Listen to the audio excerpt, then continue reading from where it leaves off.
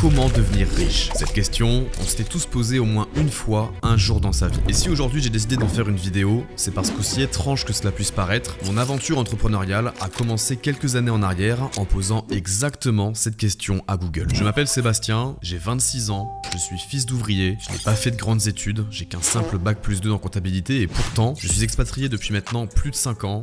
Je n'ai pas de patron, pas de contraintes horaires et je gère plusieurs business en ligne qui cumulent à eux tous plus d'1 million d'euros de bénéfices par an. Alors est-ce que ça fait de moi quelqu'un de riche et donc légitime à répondre à cette question? Dur à dire, car être riche, ça veut tout dire et rien dire à la fois. Par exemple, dans mon cas, je ne suis pas encore assez riche pour acheter par exemple un yacht sur la Côte d'Azur. Par contre, je suis suffisamment riche pour ne plus regarder les prix dans la vie de tous les jours, partir en voyage sur un coup de tête, manger dans les meilleurs restaurants, conduire la voiture de mes rêves tous les jours ou encore pouvoir me payer des expériences atypiques que certains ne pourront probablement jamais faire dans leur vie, comme voyager en jet privé. Je n'aurai jamais la prétention de tout savoir, mais quand je me compare avec les autres personnes de mon âge, je pense avoir compris certaines choses et être tout du moins légitime pour apporter une piste de réponse à cette fameuse question qui est comment devenir riche. Mais honnêtement, entre nous, qui pourrait être assez naïf pour croire que la réponse pourrait se trouver sur internet? Tu peux faire le test, et d'ailleurs c'est peut-être même ce que tu as fait avant de tomber sur cette vidéo, et tu vas te rendre compte que quand tu poses cette question à Google, ça part dans tous les sens. Tu ne vas pas tomber sur un mode d'emploi universel à suivre étape par étape, et en fait, c'est normal car il y a différentes façons de devenir riche. Aucun parcours n'est similaire, cependant, j'ai identifié avec le temps, avec mon expérience et mes rencontres, une marche à suivre qui permet à n'importe qui, peu importe d'où il vient, de pouvoir s'enrichir, créer de la valeur, générer ses propres revenus alternatifs pour devenir riche et indépendant financièrement. Ce schéma que j'ai commencé à suivre il y a maintenant plus de 5 ans et que je continuerai à suivre encore des années, je l'ai baptisé l'Escape Plan. C'est une marche à suivre basée sur 2 piliers bien distincts et c'est ce que je vais te présenter dans cette vidéo. Le plus gros piège, si tu cherches sur internet comment devenir riche, ça va être les soi-disant solutions d'argent facile et généralement on va te parler de crypto-monnaie ou encore de trading. Alors je suis désolé mais je vais être cash avec toi, tu ne deviendras jamais riche en commençant par de l'investissement ou alors tout du moins certainement pas en partant de zéro. C'est pas avec des 1000 euros de crypto ou alors ton compte en bourse avec toutes tes économies de l'année que tu vas brasser des dizaines de milliers d'euros par mois. Je préfère être tout à fait honnête avec toi. Tout ce qui touche à l'investissement, donc la crypto, la bourse, l'immobilier ou ce genre de choses, ça va prendre sa place dans cet escape plan, mais après. La toute première étape, c'est de te construire un capital, et pour ça, il n'y a pas 36 solutions, tu dois te créer ce que j'appelle vulgairement un arbre à fric. C'est le pilier numéro 1 de notre escape plan. Alors qu'est-ce que ça veut dire? C'est assez simple. Tu dois trouver et identifier un moyen de générer de l'argent qui fonctionne en ce moment, et y dédier une partie de ta vie, jusqu'à être assez bon pour pouvoir structurer et processiser cette activité. Et pour ma part, je décompose cette partie en 4 étapes. L'étape numéro 1, c'est donc d'identifier un moyen de générer de l'argent et de faire pour le moment une seule et première vente. Et là, je vais peut-être en surprendre plus d'un, mais il existe des centaines de façons de générer des ventes en créant un business, qu'il soit en ligne ou même physique. Et c'est là tout le fond de ma pensée. Et c'est ce que j'abordais dans l'introduction de cette vidéo quand je disais qu'il n'y a pas un mode d'emploi universel pour devenir riche. Ce qui permet de devenir vraiment riche, c'est pas uniquement le business à cash flow dans lequel tu vas te lancer en tant que tel, mais c'est l'application de cet escape plan dans sa globalité. Mais ce qui est le plus important dans cette première étape, c'est de faire le choix d'un seul et unique business à cash flow,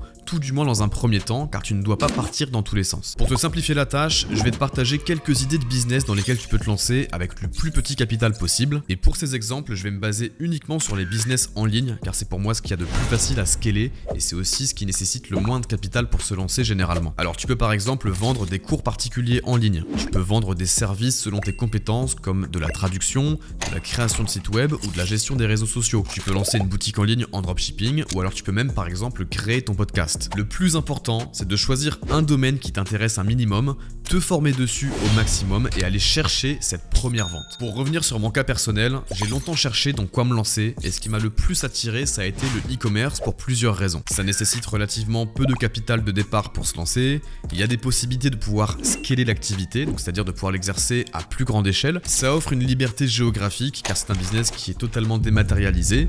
Ça offre également la liberté de temps et surtout la porte est ouverte à tous, c'est-à-dire qu'il n'y a pas de compétences particulières à avoir pour se lancer dans ce business si ce n'est d'apprendre la vente, mais ça c'est valable finalement pour tous les business. J'ai donc acheté des livres, j'ai acheté des formations, j'ai suivi des vidéos YouTube, j'ai expérimenté plein de choses jusqu'au moment où j'ai fait ma fameuse première vente. C'était en 2018 et je m'en rappelle encore aujourd'hui car ce jour-là, il y a énormément de choses qui se sont débloquées dans mon cerveau. En fait, quand tu fais ta première vente, tu te rends compte en l'espace d'un instant que pour faire beaucoup d'argent, il suffit juste, entre guillemets, de répéter le process à plus grande échelle et ça, c'est l'étape numéro 2. Avant de passer à l'étape l'étape numéro 2, je finis sur celle-ci pour insister sur le fait qu'il existe des centaines de business en ligne différents dans lesquels tu peux aller chercher une première vente. Il suffit juste de passer du temps, de te former, te documenter et automatiquement, si tu passes des heures sur un sujet et que tu le pratiques, tu en sauras rapidement plus que 95% des gens lambda et tu iras chercher cette première vente. C'est inévitable à condition de ne pas avoir le syndrome de l'objet brillant et de rester focus sur une seule thématique. La deuxième étape, une fois et seulement une fois que tu as fait ta première vente, c'est d'identifier les mécanismes qui t'ont amené à générer cette vente,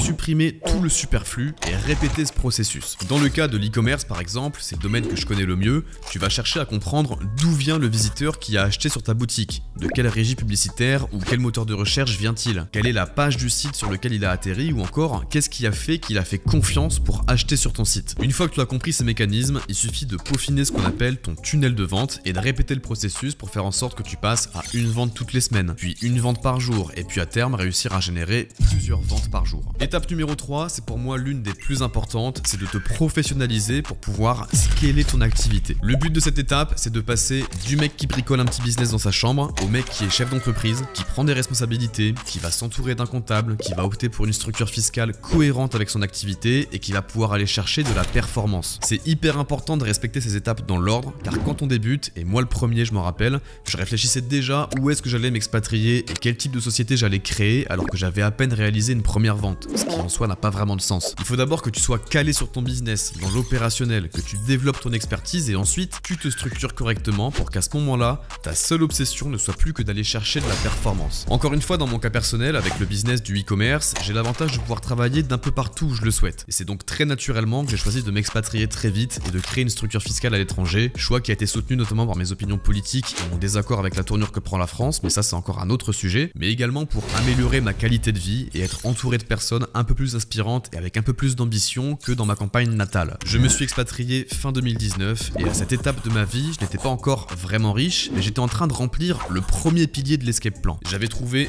mon business à cash flow, je suis devenu compétent dans ce business à force de travail et de formation, j'ai structuré et scalé mon activité en créant plusieurs boutiques dans différentes niches, ce qui me permet d'avoir du cash flow positif et croissant tous les mois. Et c'est seulement quand tu arriveras à ce stade, avec le business que tu auras choisi, qu'on peut passer à la quatrième et dernière étape avant de s'attaquer au deuxième pilier de l'escape plan. La quatrième étape, qui peut paraître comme ça la plus simple, mais je t'assure que c'est pas le cas forcément pour tout le monde, c'est d'accumuler du cash. Tu connais certainement la fameuse citation de Jack Welch, Cash is king. Et pour devenir riche, cette phrase prend tout son sens car ton objectif, c'est d'accumuler du capital qu'on va ensuite coffrer et faire travailler dans le deuxième pilier. J'appelle également cette période la phase de croissance. C'est le moment où tu gagnes plus ou moins beaucoup d'argent avec ton business et où il faut à tout prix éviter les caprices de nouveaux riches. J'ai connu énormément de personnes qui ont augmenté leur style de vie à la même vitesse que leur business, mais pour moi c'est la pire erreur possible car premièrement, un business n'est jamais vraiment stable et deuxièmement, c'est très dur de devoir régresser sur son train de vie. Donc ce que je te conseille dans cette phase-là, c'est force-toi à accumuler le maximum de cash.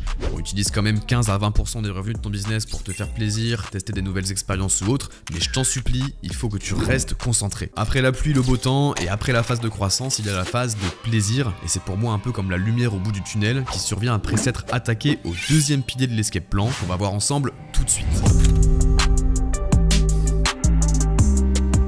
Alors on y est. Maintenant que tu as un business, que tu as du cash flow, que tu es pleinement entrepreneur et que tu as déjà pris une longueur d'avance sur la majorité des gens, on peut s'attaquer aux investissements. Et je dirais même, tu dois t'attaquer aux investissements si tu souhaites rester riche et même devenir encore plus riche. Chacun peut voir les choses différemment, mais personnellement, dans ma vision, le but ultime, c'est de pouvoir financer son propre style de vie avec les revenus issus de son capital. On peut également appeler ça devenir rentier. Alors devenir rentier, ça veut pas dire que tu prends ta retraite et que tu pars vivre sur une île déserte jusqu'à la fin de ta vie. Ça veut dire que demain, si pour X ou Y raison tu as besoin d'arrêter ton business et d'arrêter de travailler, tu peux le faire car tu génères des revenus passifs issus de ton capital. Et c'est pour cette raison que dans mon escape plan, le pilier 1 il sert juste à financer mes dépenses de la vie quotidienne et tout le reste, c'est-à-dire 80% des revenus, je les transfère dans cette partie investissement. Et pour réussir proprement ce transfert entre business et investissement, j'ai identifié 3 grandes étapes. L'étape numéro 1, c'est de commencer par identifier 2 à 3 grandes catégories d'investissements que je vais catégoriser comme comme investissement passif, c'est-à-dire des classes d'actifs dans lesquelles tu peux placer de l'argent contre un rendement mensuel ou annuel. Ce qu'il faut bien comprendre, et ça peut être la difficulté pour certains,